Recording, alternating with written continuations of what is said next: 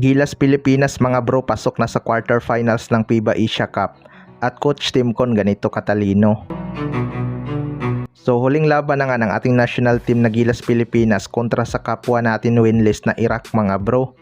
Importante nga ang panalo na to para sa dalawang koponan upang mag-advance next round. Ang pag-asa na lang talaga ng Gilas Pilipinas mga bro upang hindi makauwi ng maaga ay talunin itong Iraq para sila ang mag-top 3 at posible nilang makalaban sa quarterfinals ang Jordan or Saudi Arabia.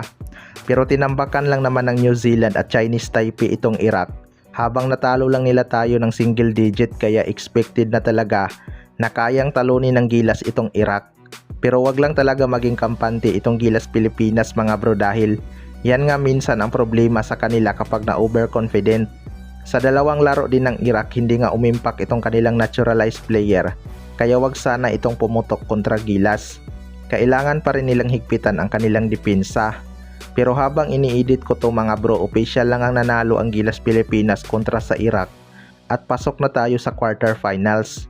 Kung makalusot man tayo sa Saudi Arabia o Jordan, Australia naman ang naghihintay sa Gilas Pilipinas.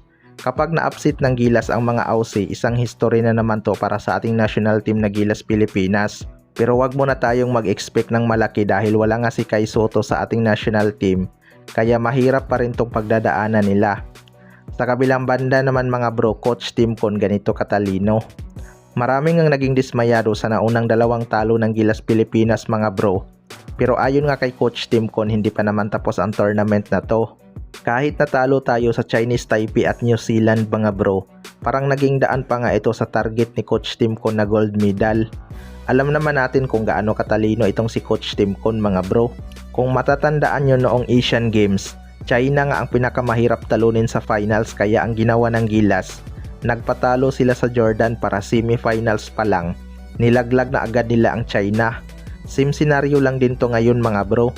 Australia nga ang pinakamahirap talunin kaya kung lulusot man ang Gilas Pilipinas laban sa Iraq at Saudi Arabia, maaga nga nilang makakalaban ang Australia. Pareho lang din naman kasi ang mangyayari mga bro kung lumusot man agad ang Gilas tapos sa finals pa sila magkita ng Australia. Mas mahirap nga yun dahil may momentum sila at pagod pa ang mga Gilas player. Kaya kung ano man ang magiging resulta ng quarterfinals kontra Australia mga bro, at least sinubukan nila, 'di ba? Kaya hindi naman talaga ganun ka big deal ang talo ng Gilas Pilipinas sa Chinese Taipei at New Zealand. Kung ito lang ang isa sa mga paraan para mapadali ang pagkamit ng gold medal sa FIBA Asia Cup. Kapag nangyari talaga yan, isang history na naman to para kay Coach Tim Con. Kaya abangan na lang natin yan. Kayo mga bro, ano masasabi nyo tungkol dito?